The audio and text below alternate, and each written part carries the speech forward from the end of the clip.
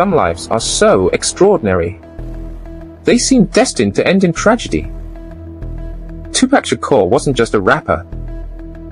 He was a poet, a revolutionary's son, an actor, an activist, the voice of millions who felt forgotten by the world. He turned pain into poetry, anger into anthems, and struggle into one of the greatest careers music has ever seen.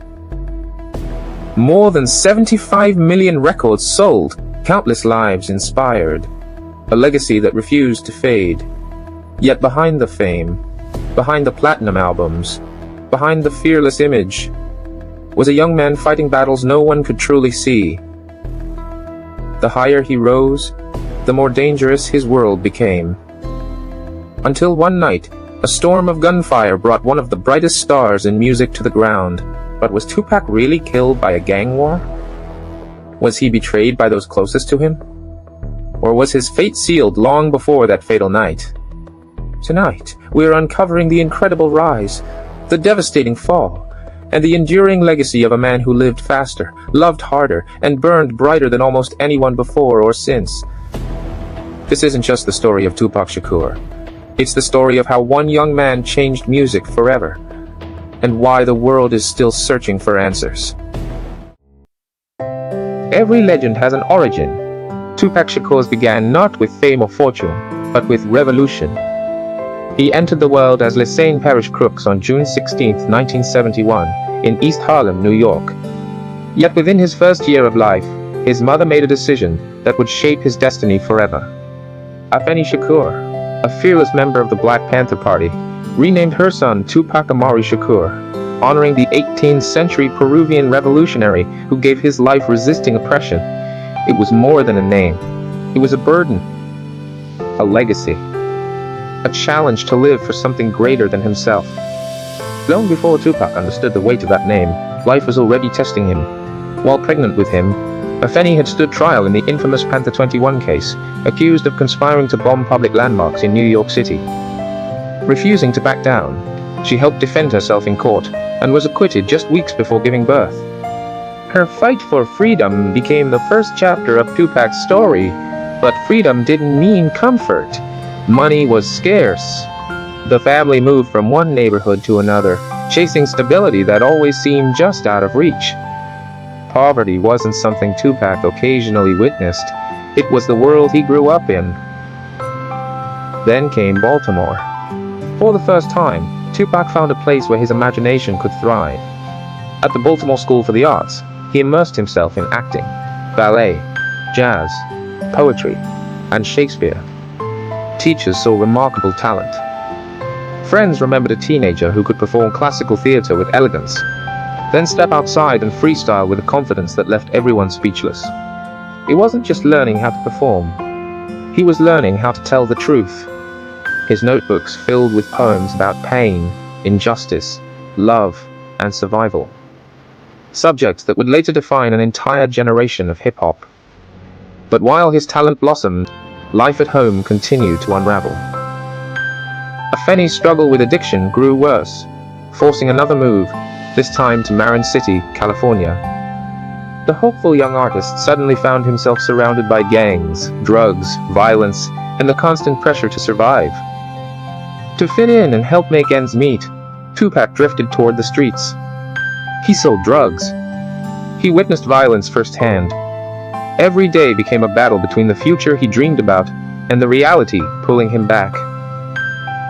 That conflict would shape the rest of his life. He was a poet with a revolutionary spirit, an artist living in a soldier's world, a young man searching for hope where very little existed, like the rose he would one day write about. Tupac was already learning how to grow through concrete, and soon, the world was about to hear his voice. Tupac's rise didn't begin under the spotlight. It began in the background. In 1990, he joined Digital Underground as a backup dancer and hype man.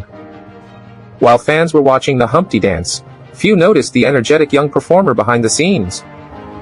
But Tupac was paying attention. He was learning the music industry from the inside. Every stage, every performance, every mistake. He was preparing for his moment.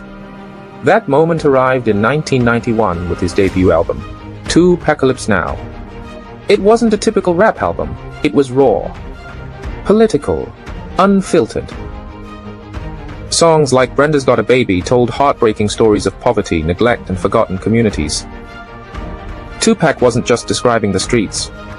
He was exposing the struggles he had witnessed firsthand. The reaction was immediate. Fans saw a young artist speaking uncomfortable truths. Critics saw a dangerous voice. Even Vice President Dan Quayle publicly attacked the album, calling it harmful and controversial. But instead of backing down, Tupac became even louder. Hollywood soon discovered his intensity. In 1992, he starred as Bishop in Juice, delivering a performance so powerful that audiences couldn't separate the character's rage from Tupac's own fearless energy. Then came Strictly for My Niggas in 1993. The album showed another side of him. Keep Your Head Up revealed his compassion and respect for women, while I Get Around showed his charisma and ability to dominate mainstream music. The album went platinum. Tupac was no longer just a promising artist. He was becoming a superstar. But success couldn't outrun his reality. Violence, controversy, and legal troubles continued to follow him. In 1993, after a confrontation with off-duty police officers in Atlanta, Tupac found himself at the center of another national debate. He claimed he acted in self-defense, while critics used the incident to paint him as reckless. The world saw a troublemaker. His fans saw a young man fighting battles most people never understood. And as Tupac's star continued to rise, the storms around him were only getting stronger. 1994 and 1995 were the years Tupac reached the highest point of his career. But they were also the years when the cracks beneath him began to spread. On the outside, he was becoming a superstar.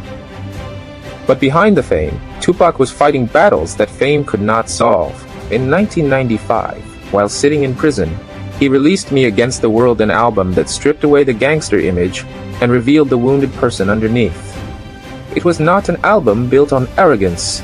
It was built on honesty, fear, pain, reflection. Despite being incarcerated, the album debuted at #1 on the Billboard charts, making Tupac the first artist to achieve that while serving time. On Dear Mama, he delivered one of the most emotional tributes in hip-hop history. He spoke about his mother's sacrifices, her struggles, and the complicated relationship they shared. It wasn't just a song about his mother. It was a song about survival. Millions of people who grew up with broken families, financial struggles, or difficult childhoods heard their own stories in Tupac's words. For a moment, the world saw the person behind the controversy. But just as Tupac was reaching new artistic heights, his personal life was falling deeper into chaos. In November 1994, Tupac walked into Quad Recording Studios in New York, expecting another night of music. Instead, he was attacked and shot 5 times in the lobby. He survived, but the emotional damage was harder to heal. Tupac became convinced that people around him had betrayed him. The trust he once gave freely began to disappear. The experience hardened him, turning a passionate artist into someone constantly preparing for the next threat. Shortly after, Tupac was convicted and sentenced to prison. But prison became a place of transformation. Instead of breaking him, it changed his perspective. He spent hours reading and studying Machiavelli, Sun Tzu, history, philosophy, and politics. He began thinking differently about power, loyalty, and survival. The young rapper from the streets was evolving. He wasn't just making music anymore. He was building a philosophy. Then came the turning point. Suge Knight and Death Row Records entered the picture. Offering to pay his bail, Knight helped free Tupac from prison, and in return, Tupac signed with Death Row. Within months, he returned with an album that changed everything. All Eyez on Me. A double album masterpiece, a statement, a declaration that Tupac was back, and bigger than ever. With massive hits like California Love featuring Dr. Dre and How Do You Want It, he became the face of hip-hop. The world belonged to Tupac. He had money, fame, influence, the power to reach millions. But success came with a dangerous cost.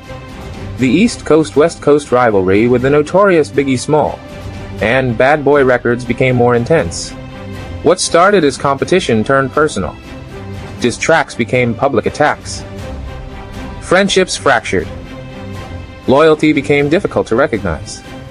The same man who once wanted to inspire change was now surrounded by conflict. The artist who wrote about peace was living inside a war. And the more famous Tupac became, the more difficult it was for him to escape the violence following him. He had finally reached the top of the world. But at the very top, there was nowhere left to climb. Only one direction remained: the fall. Tupac had reached the highest point of his career, but he was also standing closer than ever to the edge. On the night of September 7, 1996, Las Vegas was alive with energy. After watching Mike Tyson fight at the MGM Grand, Tupac Shakur and Suge Knight left the arena surrounded by excitement, fame, and chaos. Hours later, everything changed. While driving through the city, a white Cadillac pulled alongside their BMW. For a moment, everything was normal. Then the silence was shattered. Gunfire erupted. Tupac was struck 4 times. The world that had watched him rise now watched helplessly as he fought for his life. For 6 days, he remained in the hospital. Fans gathered outside. Millions waited for a miracle. But on September 13, 1996, at just 25 years old, Tupac Shakur was gone. The impact was immediate. The world didn't just lose a rapper. It lost a voice. Almost instantly, questions replaced grief. Who was responsible? Was it Orlando Anderson and the street conflict that followed the Tyson fight? And was it connected to the growing East Coast-West Coast war? Was there betrayal from someone close? Or was the truth far more complicated? Decades later, Tupac's murder remains one of hip-hop's greatest unsolved mysteries. But Tupac's fall was never only about the bullets. His story was also about a system that often turns pain into entertainment, an industry that profits from conflict, and a world where talented young voices can be consumed by the same struggles they try to escape. In his music, Tupac warned about violence, poverty, injustice, and a cycle that trapped so many people around him. In many ways, he had been telling the world his story long before it happened. But death could not silence him. After his passing, his music continued to reach millions. Albums like the Don Illuminati, The 7-Day Theory, and Greatest Hits kept his voice alive. His influence continued to grow, eventually earning him a place in the Rock and Roll Hall of Fame and making him one of the most celebrated artists in music history.